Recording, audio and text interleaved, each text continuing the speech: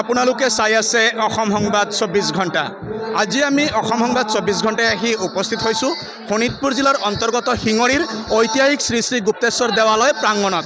আৰু শিঙৰীৰ ইতিহাস প্ৰসিদ্ধ ঐতিহাসিক শ্ৰী শ্ৰী গুপ্তেশ্বৰ দেৱালয় প্ৰাংগণত অনুষ্ঠিত হোৱা অতিৰুদ্ৰ মহাযজ্ঞৰ আজি অন্তিম দিন। যোৱা 23 নৱেম্বৰ 2025 তাৰিখৰ পৰা শুভাৰম্ভণি হোৱা অনুষ্ঠানটিৰ আজি অন্তিম দিন অৰ্থাৎ সামৰণি অনুষ্ঠান। আৰু এনেদৰে অন্তিম দিনৰ মহাযজ্ঞত অজস্ৰ ভক্তৰ সমাগম হৈছে আৰু ৰাজ্যৰ বিভিন্ন প্ৰান্তৰ পৰা আহিছে ভক্তপ্ৰাণ লোক আৰু এক সুন্দৰ পৰিৱেশ, এক আধ্যাত্মিক পৰিৱেশ বিৰাজ কৰিছে শিঙৰীৰ ঐতিহাসিক ইতিহাস প্ৰসিদ্ধ শ্ৰী শ্ৰী গুপ্তেশ্বৰ দেৱালয় প্ৰাংগণত। আৰু যোৱা 23 নৱেম্বৰ 2025 তাৰিখৰ পৰা মন্ত্ৰী অশোক সিংহলৰ তৎপৰতাত এই অনুষ্ঠানটিৰ শুভাৰম্ভণি কৰা হৈছিলে আৰু অনুষ্ঠানটিৰ আজি সামৰণি পৰিব। আৰু সঁচাই এক আধ্যাত্মিক পৰিৱেশে বিৰাজ কৰিছে শিঙৰীৰ ইতিহাস প্ৰসিদ্ধ ঐতিহাসিক শ্ৰী শ্ৰী গুপ্তেশ্বৰ দেৱালয় প্ৰাংগণত। এনেদৰে ৰাজ্যৰ বিভিন্ন প্ৰান্তৰ পৰা আহিছে ভক্তসকল, আহি পেলাই ইয়াত অংশগ্ৰহণ কৰিছে। সঁচাই এক নান্দনিক পৰিৱেশ বিৰাজ কৰিছে, আধ্যাত্মিক পৰিৱেশ বিৰাজ কৰিছে আজি শিঙৰীৰ ঐতিহাসিক শ্ৰী শ্ৰী গুপ্তেশ্বৰ দেৱালয় প্ৰাংগণত। অতিৰুদ্ৰ মহাযজ্ঞৰ আজি অন্তিম দিন। আজি অলপ কিছু সময় পিছতে অসমৰ মাননীয় মুখ্যমন্ত্ৰী ডক্টৰ হিমন্ত বিশ্ব শৰ্মাই এই যজ্ঞস্থলীত উপস্থিত হ'বহি আৰু তেওঁ উপস্থিত হৈ আজি সামৰণি অনুষ্ঠানত অংশগ্ৰহণ কৰাৰ পিছতেই আজি যজ্ঞানুষ্ঠানৰ সামৰণি পৰিব। আৰু এই 8 দিনেই ঢেকীয়াজুলিৰ ইতিহাস প্ৰসিদ্ধ গুপ্তেশ্বৰ দেৱালয়ত এটা ভক্তিমূলক আধ্যাত্মিক পৰিৱেশ বিৰাজ কৰিছে, যি পৰিৱেশ হয়তো ক'তো পোৱা নাযায়। আৰু এই যজ্ঞ হৈছে মহাদেৱ শিৱস্তুতিৰ আটাইতকৈ ডাঙৰ যজ্ঞ। এই যজ্ঞানুষ্ঠানত উপস্থিত হোৱাটো এটা সৌভাগ্য বুলি গণ্য কৰা হয়। গতিকে এই যজ্ঞানুষ্ঠানত উপস্থিত হৈ আমি নিজকে খুব সৌভাগ্যৱান বুলি ভাবিছোঁ আৰু ঈশ্বৰে সকলোৰে মংগল কৰক। ধন্যবাদ। আৰু এই যজ্ঞ যিহেতু ৰজাই কৰা যজ্ঞ ক'বলৈ গ'লে ৰজাৰ মনোভাৱ হ'ব লাগিব, কি ক'ব? হয়, আচলতে সকলোৱে এনেধৰণৰ এটা ব্যয়বহুল যজ্ঞ কৰিবলৈ সক্ষম নহয়, সেইকাৰণে ৰজাই কৰা বুলি কয়। যথেষ্ট ব্যয়বহুল এটা যজ্ঞ আৰু এই যজ্ঞ যি স্থানত হয় সেই গোটেই স্থানটো এটা পবিত্ৰময় হৈ পৰে, এটা ভক্তিৰ যিটো বাতাৱৰণ, সেই পৰিৱেশ সৃষ্টি হয়। গতিকে ইয়াৰ যিটো মানে ইতিবাচক যিটো এনাৰ্জি, পজিটিভ ভাইব যদি যিটো কয়, সেই ভাইবছে গোটেই অঞ্চলটোৰ এটা শান্তিৰ পৰিৱেশ সৃষ্টি কৰে আৰু অসূয়া অপ্ৰীতি সকলো দূৰ হয়। গতিকে খুবেই আমি সৌভাগ্যৱান যে আমাৰ ঢেকীয়াজুলিত এই যজ্ঞ অনুষ্ঠিত হয়। ইতিমধ্যে শুনিলে আমাৰ সংবাদমন্ত্ৰী কল্পজ্যোতি নাথে কথাখিনি জনালে, যজ্ঞ সচৰাচৰ পোৱা যজ্ঞ নহয় আৰু সচৰাচৰ কৰিব পৰা যজ্ঞও নহয়, বৰ ব্যয়বহুল যজ্ঞ। আৰু এই যজ্ঞৰ আজি সামৰণি পৰিব। যোৱা 23 নৱেম্বৰ 2025 তাৰিখৰ পৰা শুভাৰম্ভণি হৈছিলে এই অতিৰুদ্ৰ মহাযজ্ঞ। আৰু অতিৰুদ্ৰ মহাযজ্ঞৰ শুভাৰম্ভণি অনুষ্ঠানত অসমৰ মাননীয় মুখ্যমন্ত্ৰী ডক্টৰ হিমন্ত বিশ্ব শৰ্মা আৰু তেখেতৰ সহধৰ্মিনী ৰিণিকী ভূঞা শৰ্মাও উপস্থিত আছিলে। আৰু এই যজ্ঞৰ আজি সামৰণি অনুষ্ঠানতো তেখেতে উপস্থিত হ'ব খন্তেক সময় পিছতে। আৰু আজি এক উদুলি মুদুলি পৰিৱেশ, আজি এক উৎসৱমুখৰ পৰিৱেশৰ মাজেৰে এই যজ্ঞৰ সামৰণি পৰিব। আৰু দেখুৱাই আছোঁ সামগ্ৰিক পৰিৱেশ। এনেদৰে দাক্ষিণাত্যৰ 251 গৰাকী পুৰোহিতে এই মহাযজ্ঞত আজি তেখেতলোকে মন্ত্ৰপাঠ কৰিছে, মন্ত্ৰ উচ্চাৰণ কৰিছে। সঁচাই এক সুন্দৰ পৰিৱেশ, এক আধ্যাত্মিক পৰিৱেশৰ মাজেৰে অনুষ্ঠিত হৈছে অতিৰুদ্ৰ মহাযজ্ঞ। আৰু অতিৰুদ্ৰ মহাযজ্ঞৰ আজি সামৰণি অনুষ্ঠান অৰ্থাৎ অন্তিম দিনৰ অনুষ্ঠান। আৰু আমি দেখাই আছোঁ এনেদৰে ভক্তসকলে আজি এই শিৱৰ আৰাধনাত সকলোৱে আহিছে। সঁচাই আজি যেন এক আধ্যাত্মিক পৰিৱেশ বিৰাজ কৰিছে শিঙৰীৰ ইতিহাস প্ৰসিদ্ধ ঐতিহাসিক শ্ৰী শ্ৰী গুপ্তেশ্বৰ দেৱালয় প্ৰাংগণত। আৰু যোৱা 23 নৱেম্বৰ 2025 তাৰিখৰ পৰা শুভাৰম্ভণি হোৱা অনুষ্ঠানটিৰ আজি সামৰণি অনুষ্ঠান।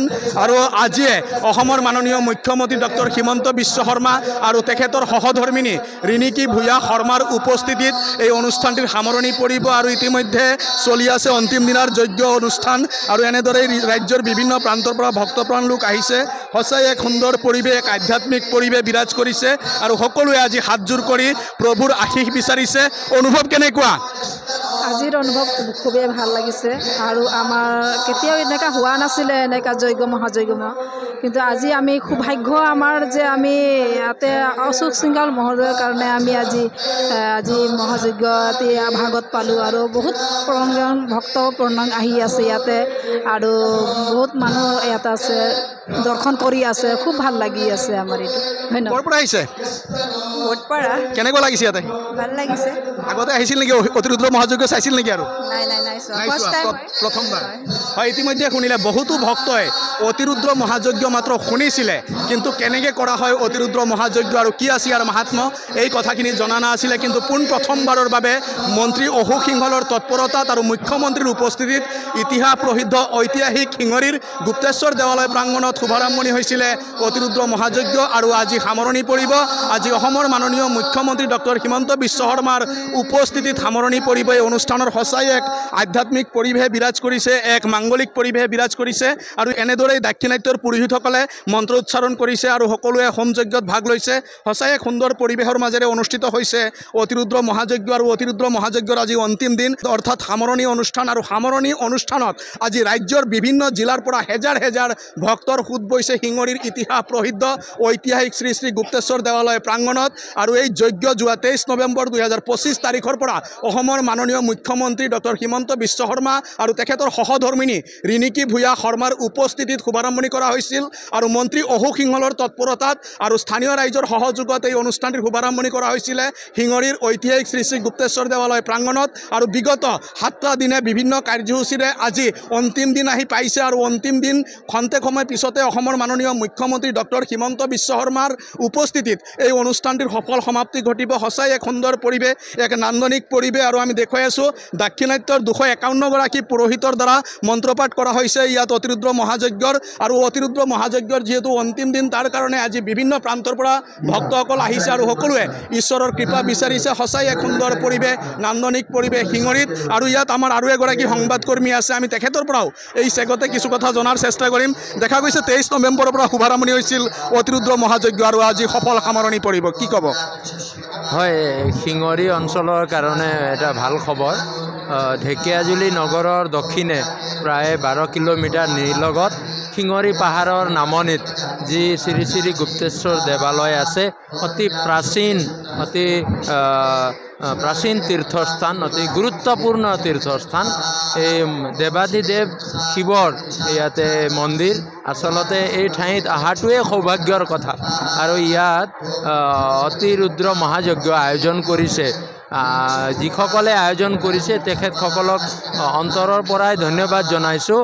ঢেকীয়াজুলিৰ বিধায়ক অশোক সিংঘাল ডাঙৰীয়া, অসমৰ মাননীয় মুখ্যমন্ত্ৰী ডক্টৰ হিমন্ত বিশ্ব শৰ্মা ডাঙৰীয়াকো ধন্যবাদ জনাইছোঁ। ইয়াত এনেহেন বৃহৎ অনুষ্ঠান আয়োজনৰ কাৰণে। আমিতো ভাবোঁ প্ৰায় 5 বছৰৰ মূৰে মূৰে এনে বৃহৎ অনুষ্ঠান ইয়াত হ'ব লাগে, তেতিয়া ইয়াৰ প্ৰচাৰ প্ৰসাৰ বাঢ়িব বা এই মন্দিৰ সমগ্ৰ দেশৰ জনতাৰ মাজলৈ আমি নিয়াৰ মানে সফল হ'ম। গতিকে আমি সংবাদকৰ্মী হিচাপে এই দেৱালয়ৰ বিষয়ে আমি প্ৰচাৰ কৰি আহিছোঁ আৰু ভৱিষ্যতেও কৰি যাম। আৰু শেষত কওঁ, ইয়াত উপস্থিত থাকি অতিৰুদ্ৰ মহাযজ্ঞত উপস্থিত থাকি সঁচাকৈ ভাল লাগিছে। উদ্যোক্তাসকলক পুনৰবাৰ ধন্যবাদ জনাইছোঁ।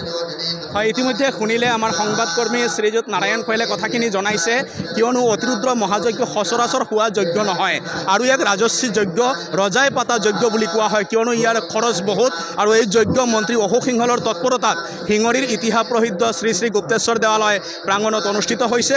আৰু এক প্ৰসিদ্ধ স্থান যিহেতু গুপ্তেশ্বৰ দেৱালয়, আৰু এই প্ৰসিদ্ধ স্থানতে আজি এই প্ৰসিদ্ধ কাম অনুষ্ঠিত হৈছে। আৰু সঁচাই আজি অন্তিম দিনৰ অনুষ্ঠান, এক সুন্দৰ অনুষ্ঠান। ইয়াত আৰু ভক্ত আছে, আমি তেখেতৰ পৰাও কিছু কথা জনাৰ চেষ্টা কৰিম। অনুভৱ কেনেকুৱা আজি? নমস্কাৰ। আমাৰ অনুভৱ বহুতে ভাল। আৰু এনেকুৱা এটা যজ্ঞ মোৰ জীৱনত বা আমাৰ জীৱনত আমি দেখা নাছিলোঁ। ঢেকীয়াজুলিৰ সৌভাগ্য, গুপ্তেশ্বৰৰ সৌভাগ্য। এই শক্তিশালী গুপ্তেশ্বৰে কেনেকৈ ইয়াত যজ্ঞটো স্থাপন কৰাত সহায় কৰিলে, আমি শিৱ বাবাকো ধন্যবাদ জনাইছোঁ। আৰু আমাৰ মাননীয় মুখ্যমন্ত্ৰী হিমন্ত বিশ্ব শৰ্মা ডাঙৰীয়াৰ আন্তৰিকতা আৰু আমাৰ এই বিধায়ক আৰু আমাৰ মন্ত্ৰী অশোক সিংঘাল ডাঙৰীয়াৰ তৎপৰতাত ইমান সুন্দৰকৈ, ইমান পৰিপাটিকৈ, ইয়াত কোনো হাই হাল্লা নোহোৱাকৈ যি যজ্ঞৰ আয়োজন কৰিছে, তেখেতকো আমি আন্তৰিক ধন্যবাদ জ্ঞাপন কৰিছোঁ। আৰু এই যজ্ঞই অসমৰ চুকে কোণে এটা প্ৰভাৱ পেলাইছে বুলি মই অনুভৱ কৰোঁ। ধন্যবাদ। হয়, ইতিমধ্যে শুনিলে আজি যজ্ঞৰ অন্তিম দিন, সকলোৱে উৎফুল্লিত উৎফুল্লিত হৈ পৰিছে, সকলোৱে আনন্দিত হৈ পৰিছে। সঁচাই আজি আধ্যাত্মিক পৰিৱেশে বিৰাজ কৰিছে শিঙৰীৰ গুপ্তেশ্বৰ দেৱালয় প্ৰাংগণত। আৰু যিসকলে আহিলে বা এই যজ্ঞত অংশগ্ৰহণ কৰিবলৈ সৌভাগ্য লাভ কৰিলে তেখেতলোকে সঁচাই ভাগ্যৱান। আৰু যিসকলে আহিম বুলি এই বিগত 8টা দিনে পাৰ কৰি দিলে তেখেতলোকে কিন্তু ঈশ্বৰৰ দৰ্শন পাবলৈ সক্ষম নহ'ল। আৰু আমি দেখুৱালোঁ সামগ্ৰিক পৰিৱেশ। আৰু সকলোৱে অসম সংবাদ 24 ঘণ্টা চাই থোৱাৰ কাৰণে মই প্ৰশান্ত বৈশ্যই শিঙৰীৰ ইতিহাস প্ৰসিদ্ধ ঐতিহাসিক শ্ৰী শ্ৰী গুপ্তেশ্বৰ দেৱালয় প্ৰাংগণৰ পৰাই সকলোলৈ ধৰ্মীয় অভিবাদন জ্ঞাপন কৰিছোঁ।